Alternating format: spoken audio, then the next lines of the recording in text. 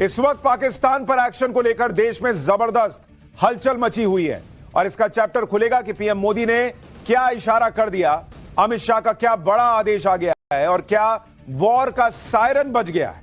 वो खबर जो कह रही कि सर्जिकल स्ट्राइक और एयर स्ट्राइक से भी बड़ा एक्शन होने वाला है क्या, आज सबसे पहले आपको इसके बारे में बताऊंगा। लेकिन शुरुआत कर रहा हूं इस वक्त की सबसे बड़ी खबर के साथ। प्रधानमंत्री नरेंद्र मोदी जबरदस्त एक्शन में है। पाकिस्तान पर बड़ी कार्रवाई के पहले, पाकिस्तान पर बड़ी कार्रवाई से पहले 4 घंटे की मैराथन मीटिंग हुई है प्रधानमंत्री नरेंद्र मोदी की। सुबह भी मीटिंग्स का दौर चला और उसके बाद शाम को अचानक प्रधानमंत्री नरेंद्र मोदी अपने कार्यालय यानी पीएम ऑफिस पहुंच गए। शाम 5 बजे से पीएम मोदी ने बैक टू बैक मीटिंग्स की हैं। हालांकि इसमें जो सीबीआई के नए डायरेक्टर को चुनना है उसकी मीटिंग भी शामिल थी, यानी प्रधानमंत्री देश से जुड़े हुए जो तमाम मसले हैं उनको भी देख रहे हैं, उन पर भी काम चल रहा है। राहुल गांधी भी पीएमओ पहुंचे थे, वहां उनके साथ भी बैठक हुई है और इस बीच पाकिस्तान पर एक्शन को लेकर भी ताबड़तोड़ मीटिंग्स का दौर चला है। राष्ट्रीय सुरक्षा सलाहकार अजीत डोभाल भी पीएमओ पहुंचे थे, यह भी बड़ी खबर आ रही है। यानी लगातार मीटिंग्स का दौर चल रहा है और प्रधानमंत्री कार्यालय में लगातार 4 घंटे से ज्यादा कहा जा रहा है कि लंबी मीटिंग्स चली हैं एक के बाद एक। पुतिन और पीएम मोदी के बीच फोन पर बातचीत हुई है। आतंक के खिलाफ लड़ाई में भारत के साथ रशिया खड़ा है, यह पुतिन ने कह दिया है। और सबसे बड़ी बात जो पुतिन ने कही है कि आतंकियों और उनके समर्थकों दोनों पर एक्शन हो।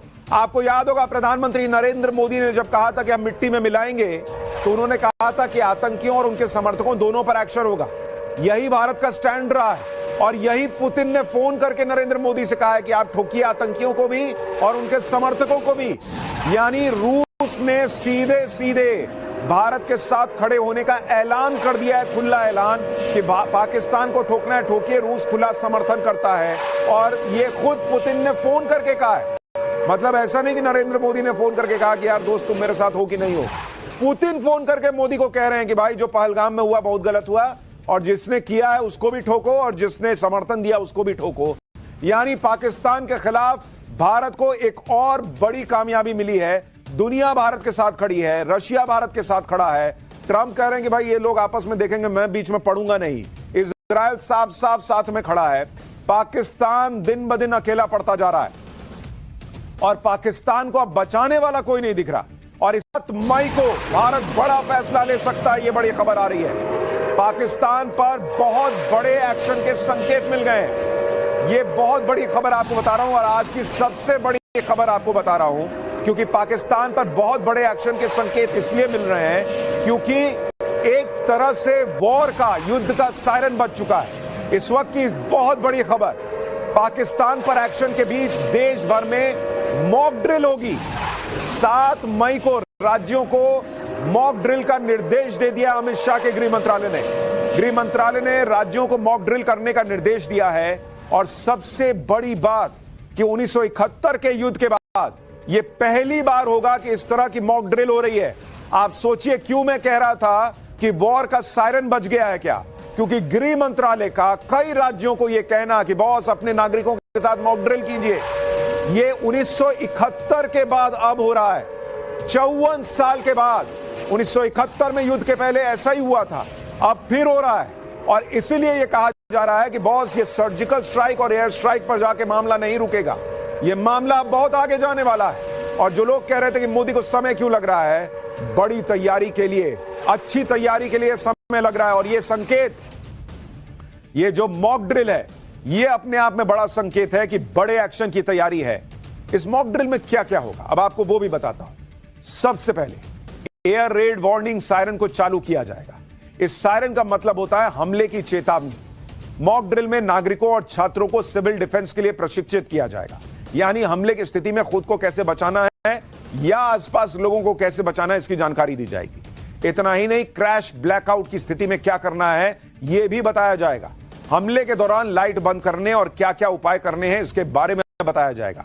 महत्वपूर्ण प्रतिष्ठानों को जल्द से जल्द छिपाने की व्यवस्था की जाएगी। प्लांट्स और जरूरी जगहों को दुश्मनों से बचाने के लिए उन्हें कैसे जल्द से जल्द छिपाया जाए यह भी बताया जाएगा। हमले के वक्त इवैक्यूएशन प्लान क्या होगा, लोगों को इसका अपडेट दिया जाएगा और इसके लिए रिहर्सल होगी बाकायदा। और यह बहुत बड़ी बात है कि 1971 के युद्ध के बाद यानी 54 साल के बाद इस तरह की मॉक ड्रिल भारत में होने जा रही है। पाकिस्तान पहले से ही सदमे में था कि मोदी क्या करने वाले हैं। अब मॉक ड्रिल की खबर बता रही है कि वॉर का सायरन बज चुका है। ये आखिरी लम्हे हैं जब देश को भी तैयार किया जा रहा है, नागरिकों को भी तैयार किया जा रहा है वर्स्ट के सिनारों के लिए कि भाई ये हो गया वो हो गया, तो आपको पता रहना चाहिए आपको क्या करना है। जैसे भाई एयर स्ट्राइक होती है, सामने वाला भी कुछ कर सकता है, तो रात में अगर ब्लैकआउट करना है ताकि ऊपर से दिखे ही नहीं कि कोई रिहायशी इलाका है नहीं है क्या है, वो सारी चीजें जो है वो लोगों को बताई जाएंगी। मॉक ड्रिल में और क्या क्या होने वाला है, सिर्फ नागरिक ही नहीं सेना भी कैसे ड्रिल कर रही है ये भी आज आपको दिखाऊंगा। लेकिन पहले मॉक ड्रिल की एक झलक देखिए।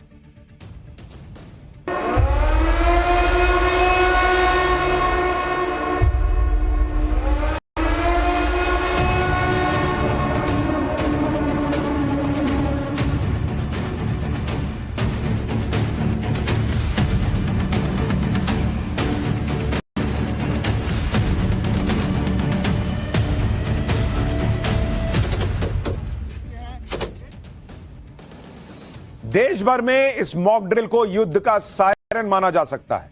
आप यह भी देखिए कि किस लेवल पर गजब की तैयारी चल रही है। आज नागरिकों की सुरक्षा के लिए मॉक ड्रिल के निर्देश आए हैं। उधर तीनों सेना पहले से ही अपनी ड्रिल कर चुकी हैं और लगातार कर भी रही हैं। जैसे अरब सागर में नौसेना युद्धाभ्यास कर चुकी है, हाईवे पर राफेल सुखोई को टचडाउन को आप देख चुके हैं, एयरफोर्स ड्रिल कर चुकी है। और इसके अलावा कल रात सेना ने भी बॉर्डर एरिया में ब्लैकआउट का रिहर्सल किया था। यानी तीनों सेनाएं अपना मॉक ड्रिल कर रही हैं और नागरिकों का अपने लेवल पे मॉक ड्रिल चल रहा है या चलेगा। कल ही पंजाब के बॉर्डर एरिया फिरोजपुर में ब्लैकआउट की रिहर्सल की गई। इस दौरान बॉर्डर के इलाके में रात 9 बजे से लेकर 9:30 बजे तक बिजली बंद कर दी गई। फिरोजपुर कंटोनमेंट एरिया में अंधेरा छा गया। आप देखिए कैसे पूरा अंधेरा हो गया इलाका। यह बॉर्डर का इलाका है फिरोजपुर का। 30 मिनट के ब्लैकआउट के दौरान लोगों को अलर्ट करने के लिए हूटर बजते रहे। इस ब्लैकआउट को लेकर कहा गया कि एक रिहर्सल है। ऐसी रिहर्सल युद्ध की तैयारियों के बीच होती है बॉस, और इसीलिए हम कह रहे हैं कि क्या वॉर का सायरन बज चुका है। जब इस तरह से तैयारियां चल रही हैं तो यह सब माना जा रहा है कि अब जो एक्शन होगा वो सर्जिकल स्ट्राइक और एयर स्ट्राइक से अलग लेवल पे जाने वाला है। यह बड़ा एक्शन इसलिए भी तय है क्योंकि नरेंद्र मोदी चुपचाप पर्दे के पीछे लगातार काम कर रहे हैं। लोग कह रहे हैं कि पहलगाम हमले के करीब 2 हफ्ते बीत गए, भारत ने अभी तक पाकिस्तान के खिलाफ कोई सैन्य एक्शन क्यों नहीं लिया। कई लोगों को लग रहा है कि पीएम मोदी इतना वक्त क्यों लगा रहे हैं। मुझको लग रहा है कि क्या पीएम मोदी कोई एक्शन लेंगे भी या नहीं लेंगे। लेकिन इसका दूसरा पहलू पाकिस्तान का डर है। पाकिस्तान को पता है कि यह देरी इस वजह से नहीं हो रही कि भारत एक्शन को टाल रहा है या एक्शन नहीं लेगा, बल्कि पाकिस्तान को यह समझ आ गया है कि मोदी जितना वक्त ले रहे हैं उसका सीधा सीधा मतलब है कि एक्शन बहुत बड़ा होने वाला है। बात अब सर्जिकल और एयर स्ट्राइक के मामले से कहीं आगे जा सकती है। एक लिमिटेड एक्शन से बहुत आगे निकल चुकी है। अगर मोदी अपना टाइम ले रहे हैं यानी ऐसा एक्शन होगा जो पाकिस्तान की कल्पना से परे होगा, जो प्रधानमंत्री मोदी ने कहा है। अगर मोदी टाइम ले रहे हैं तो हो सकता है कि वो पाकिस्तान के साथ फुल एंड फाइनल एक्शन के मूड में है। अगर पीएम मोदी टाइम ले रहे हैं यानी एक्शन ऐसा होगा कि पाकिस्तान का टाइम हमेशा के लिए खत्म हो जाएगा और उसे तबाह होते हुए पूरी दुनिया देखेगी। हो सकता है कि पीएम मोदी पाकिस्तान की ऐसी हालत करें कि पाकिस्तान दुनिया के लिए एक मिसाल बन जाए कि जो भारत से उलझेगा उसका अंजाम क्या होगा, जो आतंक को पालेगा उसका अंजाम क्या होगा। यानी कुल मिलाकर पाकिस्तान यही सोच रहा होगा कि मोदी का ज्यादा टाइम लेना ज्यादा बड़ी तबाही की आहट तो नहीं। एक तरह से नरेंद्र मोदी पाकिस्तान को तड़पा तड़पा के मार रहे हैं। भाई उसको नींद नहीं आ रही, उसका बीपी हाई है, कब क्या हो जाए। इधर से उधर जो दौड़ रहा है, सोचिए उसके नागरिकों को कैसे लगता होगा कि हम कैसे 2 कौड़ी के देश में रहते हैं यार। मेरा पीएम इधर से उधर दौड़ रहा है कि कोई बचाओ मोदी से, कोई बचाओ भारत से। और वहां की पब्लिक भी अब भारत के साथ मोदी के साथ खड़ी हो रही है, वो भी आगे दिखाऊंगा। लेकिन आप रक्षा मंत्री राजनाथ सिंह का बयान सुनिए, जो कह रहे हैं कि जैसा एक्शन देश चाहता है ना वैसा ही एक्शन पीएम मोदी प्लान कर रहा है। सुनिए। साथियों, एक रक्षा मंत्री के रूप में मेरा दायित्व है कि मैं अपने सैनिकों के साथ मिलकर देश की सीमाओं की सुरक्षा सुनिश्चित करूं। और मेरा यह दायित्व है कि अपनी सेना के साथ मिलकर देश के ऊपर आंख उठाने वालों को मुंहतोड़ जवाब दूं।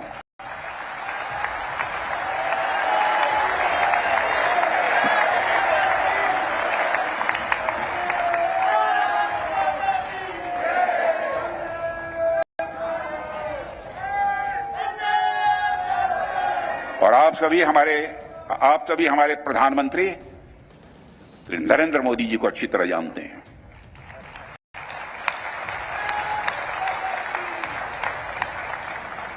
उनकी कार्यशैली से भी अच्छी तरह परिचित हैं, उनकी दृढ़ता से भी अच्छी तरह परिचित हैं।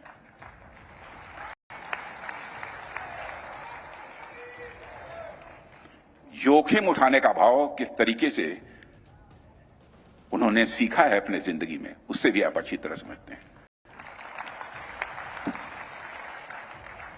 मैं आपको आश्वस्त करना चाहता हूं कि प्रधानमंत्री मोदी जी के नेतृत्व में जैसा आप चाहते हैं वैसा होकर रहे हैं। यानी नरेंद्र मोदी से लेकर, प्रधानमंत्री नरेंद्र मोदी से लेकर रक्षा मंत्री राजनाथ सिंह तक बार बार खुले मंच से लोगों को कह रहे हैं, देशवासियों को कह रहे हैं कि जो आप चाहते हैं ना वो होकर रहेगा। यह है भारत का कॉन्फिडेंस बॉस, और यही संकेत है कि बहुत बड़ा कुछ हो रहा है जिसकी तैयारी चल रही। और इस बीच एक और बड़ी खबर आ रही है, पहले आपको वो बता देता हूं। पाकिस्तान से तनाव के बीच बड़ा फैसला हुआ है। ऑर्डिनेंस फैक्ट्री के कर्मचारियों की छुट्टियां रद्द कर दी गई हैं। चंद्रपुर, जबलपुर, ये जो ऑर्डिनेंस फैक्ट्री है यहां छुट्टियां रद्द कर दी गई हैं। यानी वो फैक्ट्रीज जहां पर असला बारूद बनता है वहां पर सारे जो एम्प्लॉइज हैं उनको कहा गया है कोई छुट्टी नहीं बॉस। ये एक और बड़ा संकेत कि भारत बड़े एक्शन की तैयारी कर रहा है। उसके पास एक बड़ा भंडार तो है ही असला बारूद का, लेकिन जहां फैक्ट्री में ये सब बनता है उसको भी पूरी तरह से तैयार रखा जा रहा है। सारे कर्मचारियों की छुट्टी जो है वो ऑर्डिनेंस फैक्ट्री में बंद कर दी गई है।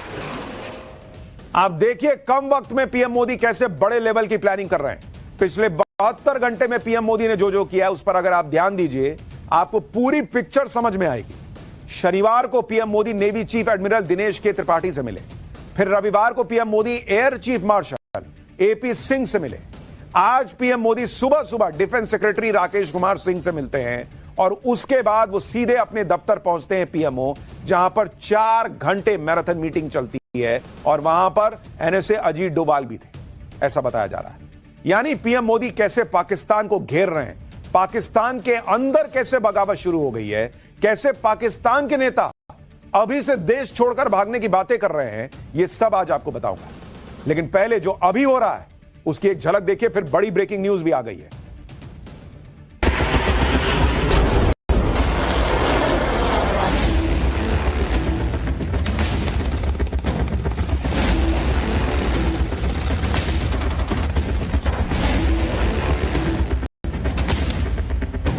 ऐसा इक़दाम करेंगे कि दोबारा पाकिस्तान 100 मरतबा सोचेगा।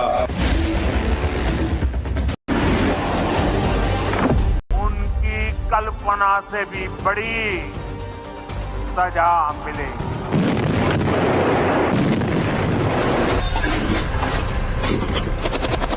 नींबू मिर्चा सरकार ने बांधा है। मैं तो वही बता रहा हूं, को याद दिला रहा हूं। इंडी गठबंधन और कांग्रेस के तमाम नेता सेना के मनोबल को कम करने के लिए लक्षित होते हैं।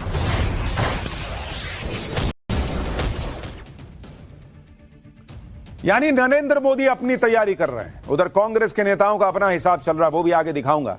लेकिन इस वक्त एक और बड़ी खबर, वो भी आपको बता दूं।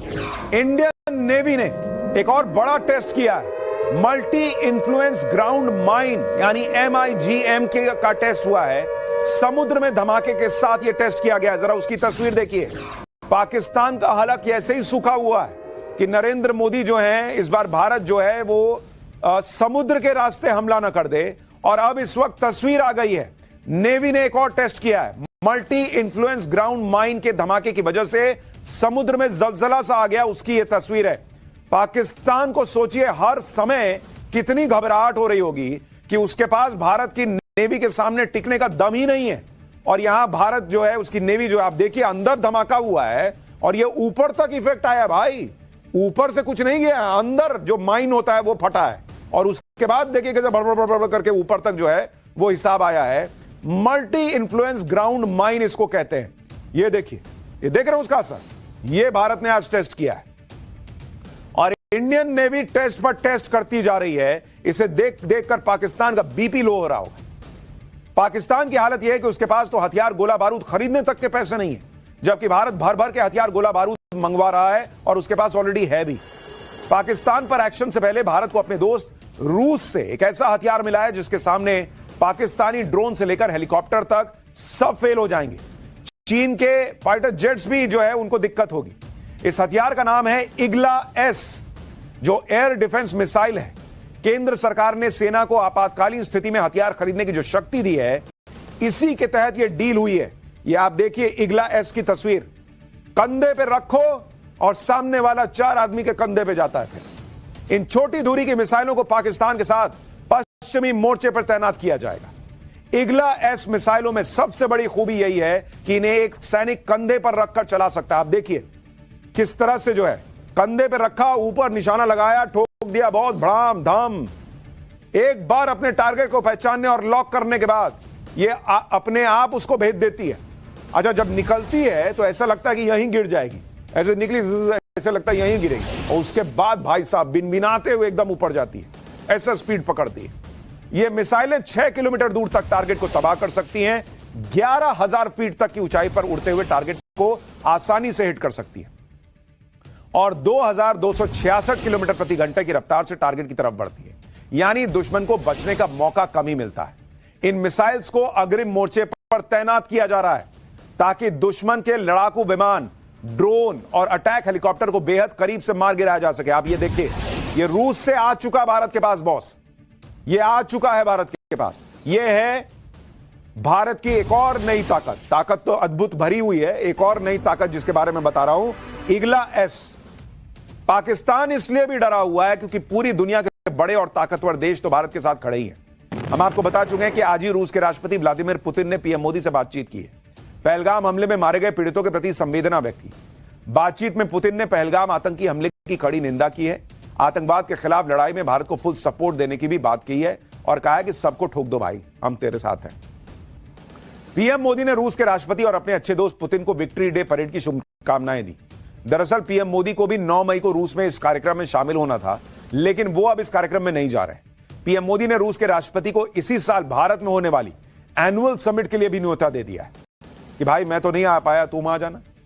पीएम मोदी और पुतिन के बीच फोन पर यह बातचीत ऐसे वक्त में हुई है जब 2 दिन पहले ही रूस में पाकिस्तान का राजदूत मोहम्मद खालिद जमाली भारत को परमाणु हमले की धमकी दे रहा था। और इस वक्त की बड़ी खबर इससे जुड़ी हुई आपको बता देता हूं। पानी रोकने पर पाकिस्तान की नई गीदड़ भभकी आ गई है। पाकिस्तान कह रहा है कि भारत ने पानी रोका तो एटम बम से जवाब देंगे। इनके पास घूम फिर के यही एटम बम रहता है कि हम एटम बम फोड़ देंगे, एटम बम फोड़ देंगे। अरे अभी तुमको भारत फोड़ेगा, रुको ना। रूस में पाक राजदूत मोहम्मद खालिद जमाली की धमकी। जिस रूस में यह खालिद जमाली जो है वो इस तरह की बातें कर रहा था, उसी रूस ने आज पीएम मोदी को फोन करके कहा है कि भाई तुम ठोक दो। ये तो इन लोगों की औकात है। मोहम्मद खालिद जमाली कैसे एटम बम की धमकी दे रहा है, सुनिए एक बार। उनका कहना है कि रूस के भारत और पाकिस्तान दोनों से अच्छे संबंध हैं। रूस 1966 में ताशकंद की तरह मध्यस्थता कर सकता है, लेकिन रूस से मदद मांगने वाला पाकिस्तान तो युद्ध में यूक्रेन की मदद कर अपने पांव पर पहले ही कुल्हाड़ी मार चुका है। अब आपको समझ में आया? लोग कहते थे नरेंद्र मोदी को विदेश नीति की समझ नहीं है। पूरी दुनिया कहती रहे कि मेरे साइड आ जाओ भारत, मेरे साइड आ जाओ भारत। नरेंद्र मोदी ने कहा कि हेलो, हम एक ही साइड है, शांति के साइड है।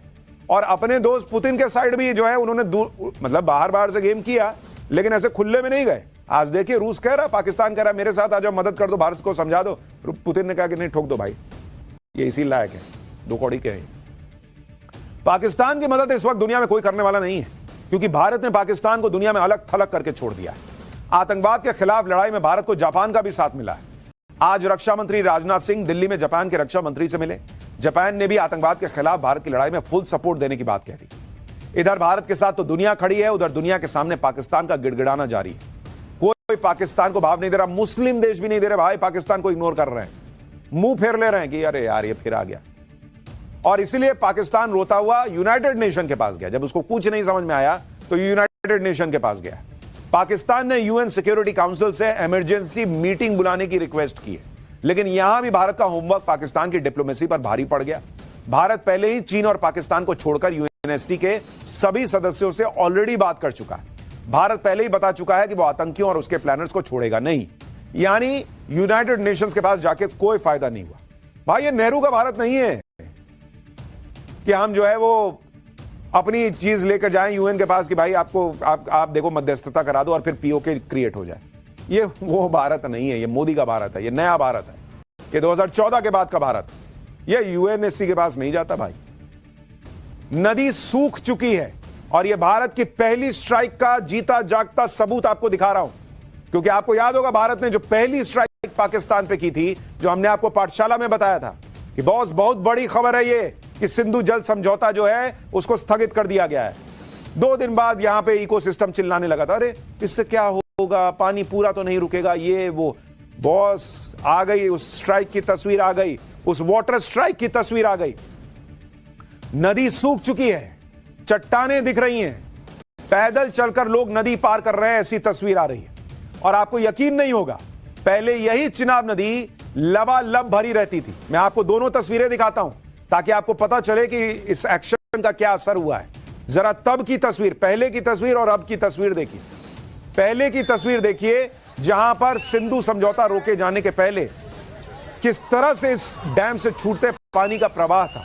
भाई कोई उसमें बह जाए तो बह ही जाए। फिर जो लोग कह रहे थे कि मोदी पाकिस्तान का क्या बिगाड़ लेंगे सिंधु समझौता जो है वो स्थगित करके, हफ्ता भर नहीं लगा बॉस, पानी के लिए पाकिस्तान को तरसा दिया। और अब देखिए पूरी चिनाब नदी सूख गई, वहां लोग जो है वो पानी में छई छप्पा छई कर रहे हैं, वीडियो बना रहे हैं, वहां पे दौड़ रहे हैं, खेल रहे हैं कि भाई थोड़ा इसी में हम लोग जो है वो लोट-पोट लेते हैं, थोड़ा मजा आएगा, गर्मी है मजा आएगा, क्योंकि पानी आगे तो जा नहीं रहा। तो ये पाकिस्तान की हालत है, चिनाब नदी सूख गई। लोग कह रहे थे कि पाकिस्तान का पानी मोदी कैसे रोक पाएंगे, 5-7 साल लगेंगे। अरे भैया ये नया मोदी का नया भारत है। मोदी है तो मुमकिन है, पब्लिक ऐसे नहीं बोलती। पूरे प्लान के साथ नरेंद्र मोदी ने पाकिस्तान पर कैसे वाटर स्ट्राइक की है उसकी डिटेल आपको बताता हूं। पाकिस्तान जाने वाली नदियों के पानी को जगह जगह डैम बनाकर रोक दिया गया। रियासी में चिनाब पर बने सलाल डैम के सभी गेट बंद कर दिए। रामबन में भी चिनाब नदी पर बने बगलिहार डैम से पानी रोक दिया। बांदीपुर में झेलम नदी पर बने किशनगंगा डैम के गेट बंद कर दिए जाएंगे। यानी लगातार जो है वो डैम्स का गेट बंद कर दिया। अब जितने दिन पानी वहां जमा होगा, इधर पानी के लिए तरसेगा पाकिस्तान। जब लोग रोने लगेंगे कि भाई ये क्या हो रहा है, हम तो बर्बाद हो जाएंगे, उधर से फिर पानी छूटेगा तो फिर आएगा एकदम बलबला के पानी, क्योंकि वो तो जमा रहेगा। और भारत इंफॉर्मेशन भी नहीं देगा कि हम कितना पानी छोड़े हैं। तो पानी नहीं आएगा तो भी पाकिस्तान मरेगा, पानी आएगा तो भी पाकिस्तान मरेगा। और इसीलिए पाकिस्तान पर इस बड़े एक्शन को लेकर एक और बड़ी खबर आपको बता दूं। भारत से जाने वाला पानी रुकने पर पाकिस्तान में हड़कंप मचा हुआ है। बुआई का सीजन है और उससे पहले भयंकर मुसीबत पाकिस्तान में आकर खड़ी हो गई। 15 मई से पाकिस्तान में बुआई का सीजन शुरू होता है। पाकिस्तान के पंजाब और सिंध प्रांत में आफत आ जाएगी अगर पानी नहीं पहुंचा। 15 फीट यहां पर पानी होता था, वहां आज सिर्फ मलबा बचा हुआ है। आप सोचिए कैसे वहां लोग भूखे मर जाएंगे भाई, बुआई नहीं होगी। पानी कहां है? सलाल डैम से हमारी सहयोगी शिवानी की यह एक्सक्लूसिव रिपोर्ट देखिए, जिसे देखकर पाकिस्तान सदमे में आ गया है। सलाल डैम की सबसे पहली और सीधी तस्वीर आपको दिखाएंगे मनोज सिंह अपने लेंसेज से, और आप देख पाएंगे कि किस तरीके से जो डैम का पानी है वो पूर्णतः बंद कर दिया गया है। और ये तस्वीर है पानी बंद होने के बाद के नजारे की, जहां पर हमेशा अमूमन 10 से 20 फीट पानी गहरा बना रहता था। वहां की जमीन को आप सूखा महसूस कर पा रहे होंगे। जो पानी यहाँ पर आपको नजर आ रहा है वो यहाँ पर गड्ढों में बसा हुआ वो मलबा है, जिसे डैम की सफाई के लिए बहाया जाता है। और उसके बाद ये पूरा नदी का जो रास्ता है ये शांत है, खाली है, खोखला है, और यही रास्ता जो है ये पाकिस्तान की ओर जाता है। एक तरफ ये देख सकते हैं आप चिनाब नदी का पानी है, एक उसका जल स्तर भी आप समझ पाएंगे कि काफी ज्यादा स्टोरेज जो है वो यहाँ किया गया है। पानी को पूरी तरह से ठहराया गया है। अब आप सोचिए जहां 10-10, 20-20 फीट पानी होता था जिस नदी में, वहां मलबा पड़ा हुआ है भाई। चिनाब नदी इस तरह से सूखी हुई आज तक कभी किसी ने देखी नहीं। वहां के लोग खुद हैरान हैं। लोग कह रहे हैं कि भाई पूरी जिंदगी में चिनाब की ऐसी हालत नहीं देखी। आप सुनिए वहां के लोग क्या बता रहे हैं। रोज की तरह जैसे सुबह सैर करने के लिए मैं चिनाब दरिया में आया तो देखा कि आज का पानी जल स्तर बहुत कम हो चुका है। जैसे पाकिस्तान ने पहलगाम में अटैक किया था उसका असर आज दिखने को मिल रहा है। और हम मोदी जी से यही कहते हैं कि ये पाकिस्तान बूंद बूंद के लिए तरसे और इनका हुक्का पानी सब बंद कर देना चाहिए। कम मेरी 35 साल उम्र हो चुकी है, मैंने आज ये पहली बार वाकई देखा। जे ज़िंदगी में, मेरी ज़िंदगी में पहली बार ऐसा हुआ है। मैंने कभी ऐसा नहीं देखा है, इतना पानी कम। इतना देखा 70 साल मेरी उम्र हो गई है। 70 साल में पहली बार देखा है जो 28-29 फुट पानी होता था, अभी 6-7 फुट रह गया। 70 साल में ऐसी हालत नहीं हुई चिनाब नदी, ये हालत हो गई है और करके दिखा दिया भारत ने। और वर्ल्ड बैंक, जिसका लोग नाम लेते थे कि अरे वर्ल्ड बैंक के मध्यस्थता में हुआ है, ये वर्ल्ड बैंक के मुंह से चू नहीं निकली है बॉस। ये है नए भारत की ताकत। चिनाब नदी का पानी रोके जाने से पाकिस्तान की नींद उड़ गई, क्योंकि सिर्फ 2 दिनों में चिनाब नदी के बहाव में 85% की कमी आ गई है। पाकिस्तान में चिनाब पर बने हेड मराला डैम पर सिर्फ 10,000 क्यूसेक पानी बचा है, जबकि 2 दिन पहले इस डैम में पानी का लेवल 87,000 क्यूसेक से ज्यादा था। चिनाब नदी पाकिस्तान के पंजाब और सिंध प्रांत में सिंचाई के लिए बेहद अहम है और इन दोनों प्रांत में होने वाली खेती का पाकिस्तान की जीडीपी में 21% का योगदान रहता है। यानी आप सोचिए, पाकिस्तान वैसे ही कटोरा लेके घूमता है और जिस चीज का 21% योगदान है पाकिस्तान की जीडीपी में, वहां पेच कस दिया है। वो कटोरे में छेद है भाई, पैसा गिर जाएगा पाकिस्तान का छन छन छन छन। मोदी ने नामुमकिन को मुमकिन करके दिखा दिया, लेकिन यहां भारत में अब भी कुछ लोग आंखें बंद किए हुए हैं। जैसे जमीयत उलमाए हिंद के मौलाना अरशद मदनी के एक बयान पर बड़ा बवाल हो गया। आपको बड़ी खबर बताऊं, जमीयत उलमाए हिंद के मौलाना मदनी के बयान पर बवाल हो गया है। पानी तो रोक दिया, लेकिन पानी कहां लेकर जाओगे मदनी पूछ रहे हैं। नदियां हजारों सालों से बह रही हैं, पानी रोकना आसान नहीं होगा, ये मदनी कह रहे हैं। अरे भाई, आप क्यों तनाव में ले रहे हो? पानी कहां लेके जाएंगे? आपके घर के बाहर तो नहीं आ रहा ना, किसी के घर के बाहर तो नहीं आ रहा ना, मैनेज हो जाएगा। लेकिन मदनी साहब बहुत तनाव में है कि पानी रोक दिया, लेके कहां जाओगे? सुनिए एक बार उनको। अरे भाई, मुझे क्या लेना है यार, पानी को कोई बंद करता है, बंद कर दो पानी को। बाबा, पानी आज से थोड़ा ही पता नहीं कितने हजार साल से सतलज, ब्यास, रावी, चुनाब, झेलम बह रहे हैं, वहां जाकर के वो दरिया सिंध बन जाते। आसान है इन दरियाओं को कहां ले जाओगे? ये आसान काम है। मेरा कोई मुतालबा सरकार से नहीं है, प्यार और मोहब्बत की हुकूमत होनी चाहिए, नफरत की हुकूमत नहीं होनी चाहिए। पाकिस्तान पे एक्शन हो रहा है तो उनको प्यार और मोहब्बत की हुकूमत याद आ रही है। वो जो उधर से आए थे और धर्म पूछ पूछ के गोली मार के गए थे, सिर फाड़ दिया था गोली ने, चीथड़े उड़ गए थे, वो प्यार बांट के गए थे क्या? मोहब्बत बांट के गए थे क्या? कोई पूछे मदनी साहब से कौन सी मोहब्बत दे के गए थे वो? पानी कहां लेके जाओगे? अरे सब सेट हो जाएगा बॉस, आप चिंता मत कीजिए। रोको छोड़ो वाला हिसाब चलेगा। लेकिन यहां भारत में भी किसी को नहीं छोड़ा जाएगा और पाकिस्तान को भी नहीं छोड़ा जाएगा। हाँ, रोका पाकिस्तान को जरूर जाएगा, इसी तरीके से हर एंगल से टाइट कर। भारत में बैठे कुछ लोगों को पाकिस्तान की बड़ी चिंता होती रहती है। कोई पाकिस्तान के किसानों की चिंता करता है, कोई ये कहता है कि पानी कहां लेकर जाओगे। लेकिन इन लोगों को मालूम नहीं कि नरेंद्र मोदी बड़ी दूर की सोचते हैं। वो कोई कदम उठाने से पहले 10 कदम आगे का प्लान तैयार रखते हैं। और इसी से जुड़ी एक बड़ी खबर आपको बता दूं, पाकिस्तान को पानी रोकने के बाद मोदी का अगला कदम, कश्मीर में 2 हाइड्रो पावर प्रोजेक्ट पर काम शुरू हो गया है। हाइड्रो पावर प्रोजेक्ट की क्षमता बढ़ाने का काम शुरू हो गया। यानी जो पाकिस्तान धमकी दे रहा था कि एक ईंट लगी तो ये कर देंगे, वो कर देंगे, ईंट लगनी शुरू होने वाली है और शुरू हो गई है। हाइड्रो पावर प्रोजेक्ट की क्षमता बढ़ाने का काम शुरू हो गया है। जो लोग ये कहते थे कि कैसे होगा, एक दिन में नहीं हो सकता, अरे एक दिन में नहीं होगा तो किसी दिन तो शुरू करना होगा, या किसी दिन आप सो के उठेंगे और होगा कि नहीं अब हो गया। वो काम नरेंद्र मोदी ने शुरू कर दिया है। पूरा प्लान रेडी है कि पाकिस्तान का पानी रोककर आगे क्या करना है। इसमें पहला काम अपनी बिजली बनाने की क्षमता को बढ़ाने का है, क्योंकि 2019 में जब पुलवामा हुआ था तो उसके बाद भारत ने 8 नए हाइड्रो पावर प्रोजेक्ट्स को मंजूरी दी थी। लेकिन सिंधु जल समझौते की वजह से पाकिस्तान भारत के नए पावर प्रोजेक्ट्स पर आपत्ति जताता था। अब सिंधु जल समझौते को रोकने के बाद पाकिस्तान की कोई आपत्ति भारत के लिए मायने नहीं रखती। हमारे पास हमारे सहयोगी रविकांत से एक एक्सक्लूसिव ब्रेकिंग न्यूज आई है इस वक्त, और वो बड़ी न्यूज डालिए जरा स्क्रीन पर। जल शक्ति मंत्री CR पाटिल के साथ गृह मंत्री अमित शाह की अहम बैठक कल होने जा रही है। कश्मीर में रुके हुए हाइड्रो पावर प्रोजेक्ट्स पर और तेजी लाने के लिए एक्शन प्लान पर चर्चा होगी। जम्मू कश्मीर में रुके हुए सारे हाइड्रो पावर प्रोजेक्ट्स के काम में तेजी लाई जाएगी और इसके लिए जल शक्ति मंत्री के साथ देश के गृह मंत्री अमित शाह कल एक मीटिंग करने जा रहे हैं। हालांकि पाकिस्तान इसी से बौखलाया हुआ है कि पहली बार भारत ने सिंधु जल समझौते को लेकर इतना सख्त एक्शन लिया है। ऐसा एक्शन पहले भारत के किसी प्रधानमंत्री ने, किसी सरकार ने नहीं लिया था। भारत पाकिस्तान के बीच 4 युद्ध हो चुके, लेकिन तब भी किसी ने सिंधु जल समझौते को रोका नहीं। पाकिस्तान की बौखलाहट को इस तरह से समझिए कि वहां के रक्षा मंत्री ख्वाजा आसिफ का बड़ा बयान सामने आया है। ख्वाजा आसिफ कह रहे हैं कि नदियों पर नए बांध, नए प्रोजेक्ट्स को लेकर वो धमकी दे रहे हैं और कह रहे हैं कि भारत ने नया स्ट्रक्चर बनाया तो स्ट्राइक कर देंगे। सुनिए जरा ख्वाजा आसिफ। पाकिस्तान का हाल यह है कि इनके पास खाने को दाना नहीं, लेकिन भाषणबाजी, अरे भाई साहब फुल प्लेट करते हैं, उसमें क्वार्टर प्लेट, हाफ प्लेट भी नहीं करते, फुल प्लेट भर के ये भाषणबाजी करते हैं। 2 प्लेट भाषणबाजी लगाना, ये तुरंत लगा देंगे, कोई कमी नहीं है इनके मुंह से बोलने में।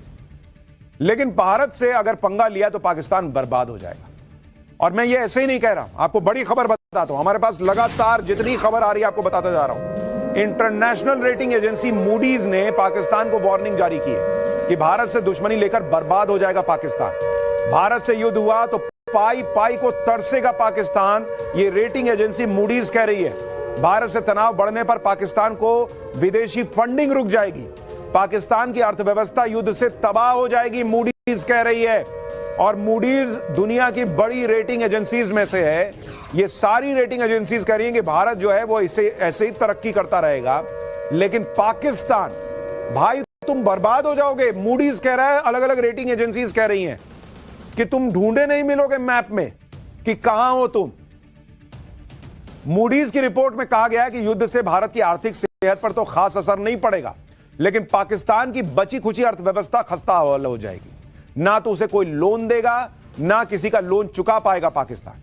उसका बचा खुचा विदेशी मुद्रा भंडार भी खत्म हो जाएगा, क्योंकि भारत से युद्ध लड़ने चला पाकिस्तान भारत की आर्थिक ताकत के सामने नहीं टिक सकता।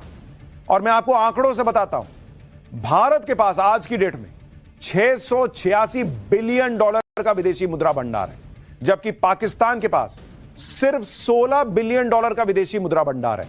मात्र $16 बिलियन, कहां 686 और कहां 16, यानी भारत के पास 42 गुना ज्यादा विदेशी मुद्रा भंडार इस वक्त मौजूद है। भारत की जीडीपी $4.2 ट्रिलियन की है, जबकि पाकिस्तान की जीडीपी मात्र $348 बिलियन, यानी 10 गुना कम जीडीपी है पाकिस्तान की। भारत की जीडीपी की ग्रोथ रेट 6.6% है, पाकिस्तान रेंगता हुआ 2.6% से बढ़ रहा है, वो भी दुनिया से उधार लेके। ये मतलब मुझे नहीं समझ में आ रहा भाई, ये क्यों ये सब तमाशा कर रहा है।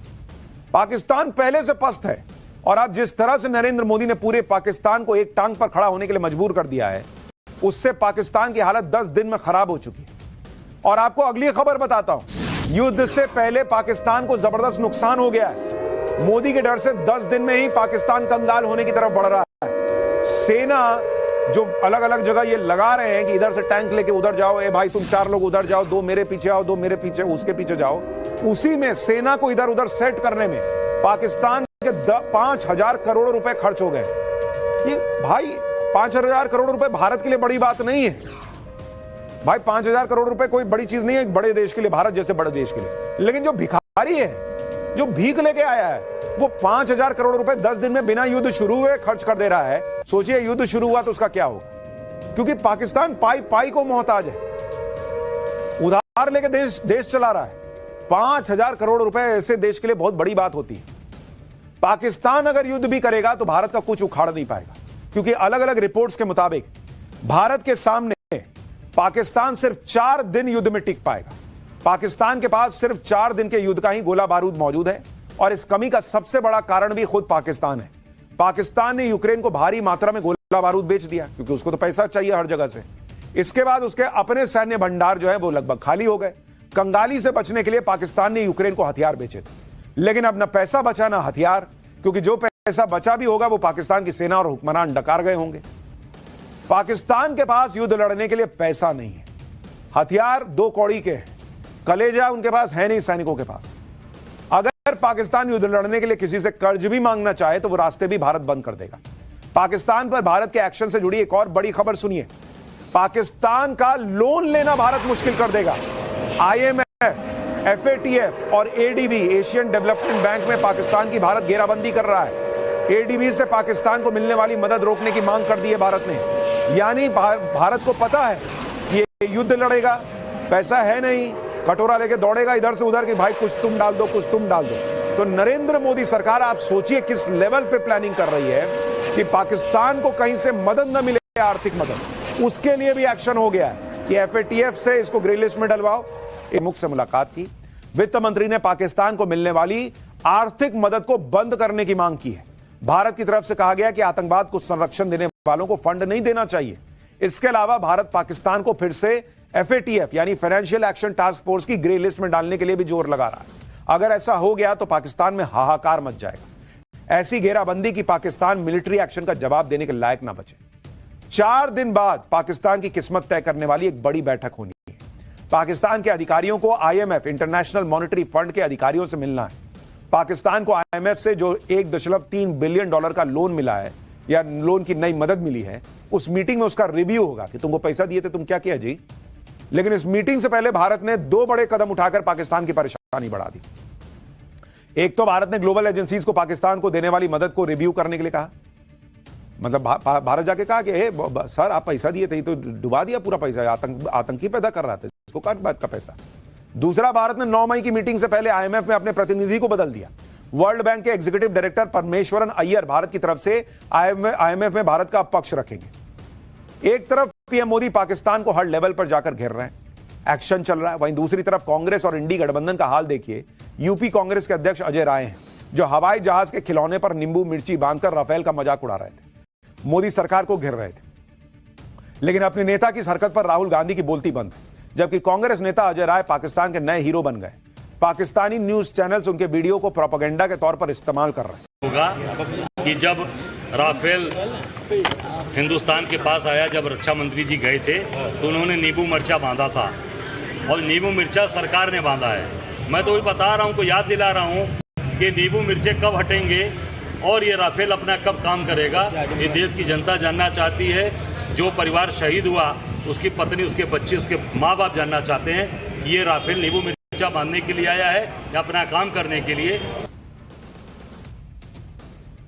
इनकी पार्टी को से आए हुए आतंकवादी और पाकिस्तान जैसे एक फेल्ड स्टेट के खिलाफ वो एक मौसर कार्रवाई करेंगे।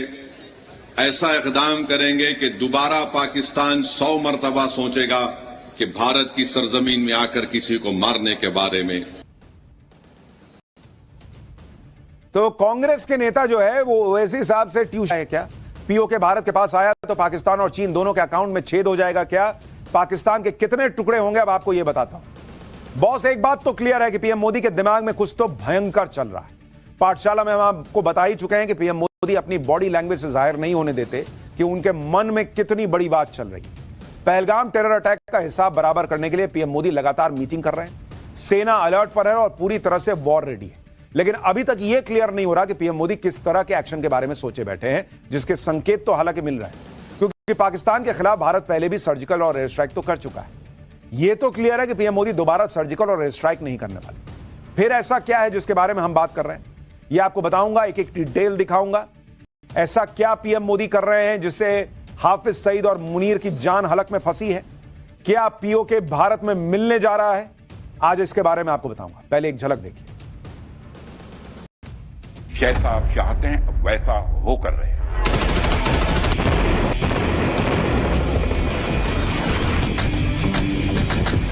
पाक ऑक्यूपाइड कश्मीर भारत का है, हमारा है और हमसे कोई नहीं छीन।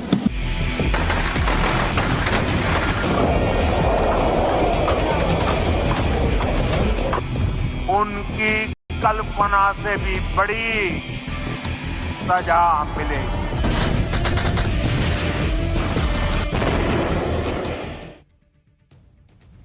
प्रधानमंत्री नरेंद्र मोदी ने बात ऐसे ही नहीं कही थी कि इस बार जो होगा वो कल्पना से परे होगा।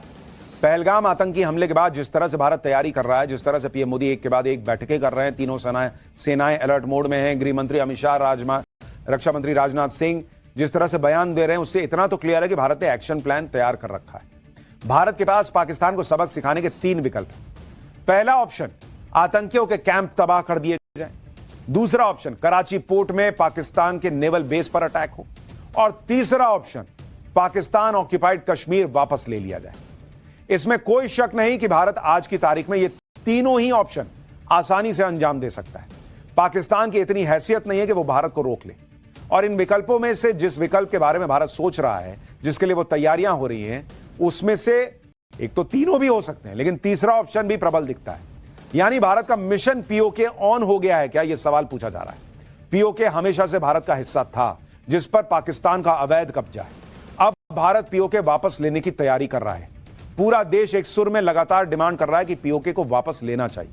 अब लग रहा है कि पीएम मोदी देश की डिमांड पूरी करने के मूड में है, और इसका इशारा आपको याद होगा रक्षा मंत्री जी ने दिया था, जब उन्होंने कहा था कि जो आप सोच रहे हैं वही मोदी करने जा रहे हैं।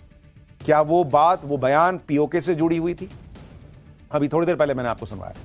पीओके वापस लेने के संकेत से पाकिस्तान में हड़कंप मच गया है। पाकिस्तान से इस वक्त एक और बड़ी खबर आ रही है। पाकिस्तान में संसद का विशेष सत्र बुलाया गया है। शहबाज शरीफ सरकार ने असेंबली का विशेष सत्र बुलाया। विशेष सत्र में सरकार के प्रमुख नेता ही नहीं पहुंचे, कई प्रमुख मंत्री भी विशेष सत्र में नहीं पहुंचे हैं। सुनिए कैसे पाकिस्तान के नेताओं को भारत के एक्शन और पीओके जाने का डर सता रहा है, और वो संसद के विशेष सत्र में भी नहीं। पीओके में हमास और लश्कर की बैठक हुई थी, और बैठक में हमास के खालिद कदूमी और नाजी जहीर थे। मसूद अजहर का भाई तलाह सैफ भी वहां शामिल था। प्लानिंग के दौरान 100 आतंकी मौजूद थे। हमास ने लश्कर के आतंकियों को ट्रेनिंग दी। पॉइंट ब्लैंक रेंज से गोली मारना, माथे और गर्दन पर गोली मारना हमास ने सिखाया, और इसी पीओके में बैठ के सिखाया। इसलिए पीओके पर अगर एक्शन होता है तो यह भारत का बड़ा बदला होगा। पीओके में हमास और लश्कर ने जो प्लानिंग की थी, उसी तरह से पहलगाम में हमला है। ये वो हिस्सा, पीला वाला जो हिस्सा देख रहे हैं, ये पाकिस्तान ने कब्जा किया, और जो कटोरा लेके इधर उधर घूमता है तो उसने जो है वो चीन को दे दिया, ये पाकिस्तान ने। इसके अलावा आप ये लाइन ऑफ कंट्रोल देख रहे हैं, और ये जो आप नीला हिस्सा देख रहे हैं या हरा हिस्सा देख रहे हैं, ये पाकिस्तान ऑक्यूपाइड कश्मीर है, जिस पर पाकिस्तान ने अवैध कब्जा किया हुआ है। और ये भारत के जम्मू कश्मीर का मैप मैं आपको दिखा रहा हूं। कब्जा करके उन्होंने वो बैठे हैं, लेकिन ये भारत का हिस्सा है सारा का सारा। और ये जो ऊपर का हिस्सा आप देख रहे हैं, गिलगित बाल्टिस्तान है। एक दूसरा मैप भी है, जरा वो भी डालिए, वो भी दर्शकों को दिखाता हूं। ये तस्वीर देखिए, इसमें आपको और क्लियर तस्वीर देखेगी। जैसे अगर आप ये देखेंगे पीओके का हिस्सा, इसमें ये जो आप हिस्सा देख रहे हैं ये मीरपुर है, और ये वो मुजफ्फराबाद है जो भारत के कश्मीर के कई हिस्सों से, बारामूला, उरी और पुंछ से लगता हुआ है। तो इसी मुजफ्फराबाद में आपको ध्यान होगा, कई बार जो खबर आती है कि इसी मुजफ्फराबाद में आतंकियों को ट्रेनिंग दी जाती है, वो बिल्कुल उसी पीओके में और एलओसी के पास का इलाका है। ये ऊपर जो आप हिस्सा देख रहे हैं, ये गिलगित बाल्टिस्तान है, और इधर आप अक्साई चीन देख रहे हैं, ये एलओसी देख रहे हैं। इधर आप देख रहे हैं लद्दाख है, सियाचिन का हिस्सा देख रहे हैं, करगिल आप देख रहे हैं, जहां पर भारत और पाकिस्तान का 1999 में युद्ध हुआ था। और इधर इस्लामाबाद देख रहे हैं, ये मीरपुर, मुजफ्फराबाद, और इधर इस्लामाबाद का हिस्सा। 1963 में एक समझौते के तहत पाकिस्तान ने यह हिस्सा, ये वाला जो आप हिस्सा देख रहे हैं, ये चीन को दे दिया। तो ये पाकिस्तान की जो स्थिति है वो आपको दिखा रहा था। और मुजफ्फराबाद, वो भी पीओके को अगर आप ले लेते हैं तो मुजफ्फराबाद पर भी आपका कंट्रोल होगा। यानी पाकिस्तान जो टेरर कैंप्स लगाता है, आप वो जगह ही खत्म कर देंगे, फिर लगाओ इस्लामाबाद में, वही सिखाओ। इसी पीओके के लिए भारत की संसद में रेजोल्यूशन पास हो चुका है। यानी पीओके को वापस लेने के लिए भारत की संसद में ऑलरेडी प्रस्ताव पास है, और पीएम मोदी अगर पीओके लेने के लिए कोई एक्शन लेते हैं तो वो भारत की संसद के मुताबिक होगा। पीओके को वापस लाने का प्रस्ताव 1994 में पास हुआ था। 22 फरवरी 1994 को यह प्रस्ताव सर्वसम्मति से पास हुआ और स्वीकार किया गया था। इस प्रस्ताव में घोषणा की गई थी कि जम्मू और कश्मीर राज्य भारत का अभिन्न अंग था और रहेगा। भारत पीओके को वापस लाने का हर संभव प्रयास करेगा। प्रस्ताव में यह भी कहा गया था कि पाकिस्तान जल्दी से जल्दी अपने कंट्रोल वाले इलाके को खाली कर दे। पाकिस्तान ने यह इलाका आक्रमण के जरिए अपने अधीन कर रखा है। यानी पाकिस्तान भले ही अपने कब्जे वाले हिस्से को पीओके कहता रहे और दुनिया को यह बताता रहे कि वो इलाका भारत का नहीं है, लेकिन भारत इस मामले में एकदम क्लियर है कि पूरा का पूरा जम्मू कश्मीर हमारा है, भारत का है, और जो हिस्सा पाकिस्तान के कब्जे में है उसे हम वापस लेकर आएंगे। पाकिस्तान के कब्जे वाला कश्मीर न सिर्फ रणनीतिक रूप से महत्वपूर्ण है, बल्कि यहां कई खास और बेशकीमती मिनरल्स भी हैं। जैसे अगर आप देखें, पीओके में marble, bauxite, Ruby, graphite, gypsum और सोने का भंडार भी है। सिर्फ पेड़ों की कटाई से पाकिस्तान सालाना 84 करोड़ रुपए यहां कमाता है। औषधि वाले फूलों से पाकिस्तान 300 करोड़ रुपए सालाना कमाता है। पीओके में 2100 करोड़ टन कोयले का भी भंडार है। मुजफ्फराबाद में 2 करोड़ 50 लाख टन जिप्सम का भंडार है। करीब 2.5 लाख करोड़ से के बेशकीमती स्टोन सिर्फ नीलम वैली में। पाकिस्तान की हाइड्रो इलेक्ट्रिसिटी का 30% पीओके से आता है। यानी पीओके में रूबी का भी बड़ा भंडार है। रूबी यानी माणिक्य, जो मरून कलर का रत्न होता है। रूबी बहुत महंगा आता है। पीओके में करीब 40,000 किलो रूबी का भंडार है भाई। वो तो वो 2 कौड़ी का देश है, वो उस संपदा का कब्जा करके भी इस्तेमाल नहीं कर पा रहा। लेकिन अगर भारत वहां उसे हासिल कर लेता है तो पीओके की भी तस्वीर बदल जाएगी। आप देखिए, जिस पीओके में रत्नों के भंडार हैं, बेहद खूबसूरत वादियां हैं, उसे पाकिस्तान ने आतंकियों का अड्डा बना दिया। मैं आपको पीओके में पाकिस्तान के कितने आतंकी संगठन चल रहे हैं, कैंप चल रहे हैं, वो भी बताता हूं। पीओके में एलओसी के पास करीब 42 आतंकी कैंप और लॉन्च पैड है। इन आतंकी कैंप्स में 200 से ज्यादा ट्रेंड आतंकी मौजूद रहते हैं। भीमबर, कोटली, रावलकोट, हैदर, हाजीपुर, पीरागढ़ी में टेरर कैंप है। मुजफ्फराबाद, मीरपुर, गुंदीगिरन में भी आतंकी कैंप्स हैं। ये सारे आतंकी कैंप एलओसी से सटे हुए हैं। यानी पीओके का इस्तेमाल पाकिस्तान भारत में आतंकवाद फैलाने के लिए सालों से करता आ रहा है। और अगर मिशन पीओके भारत पूरा कर लेता है तो पीओके तो भारत के पास आएगा ही, अखंड कश्मीर जो है वो तैयार होगा ही, और जो ये लॉन्च पैड पाकिस्तान बनाता है, वहां पर आतंकियों को ट्रेनिंग देता है, उस समस्या से भी हमेशा के लिए निजात मिल जाएगी।